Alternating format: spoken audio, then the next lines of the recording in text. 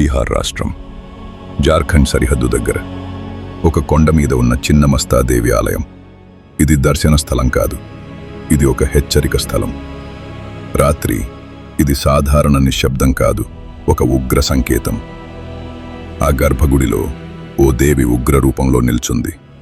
పేరు ప్రచండ చండి చిన్నమస్తాదేవి. ఆమె ఒంటరిగా లేదు, పక్కన డాకిని, వర్ణిని. అవి వేరే దేవతలు కాదు, ఆమె శక్తికి రెండో ముఖాలు, హర్ ఓన్ కంపానియన్స్. కింద కామదేవుడు, రతి, కోరిక, ఆకర్షణ, వాంఛ, అన్నిటి మీద ఆమె అడుగు. ఆమె ఏమి చేసింది తెలుసా? తన తలను సంహరించుకుంది. ఆ గాయం నుంచి పారే రక్తంతో తన కంపానియన్స్ని, తనని తానే పోషించుకుంటుంది. ఇది హింస కాదు, ఇది సంపూర్ణ ఆధిపత్యం, complete control over her own energy. ఆ 3 రక్తధారలంటే ఇడ, పింగళ, సుషుమ్న నాడులు. తేజస్సు పైకి వెళ్తే జ్ఞానం, కిందికి జారితే అజ్ఞానం.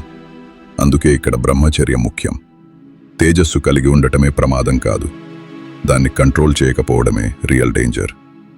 చిన్నమస్తా రాహు, అకస్మాత్ కోరికలు, భ్రమలు, అశాంతి అన్నిటినీ జయించే దేవి.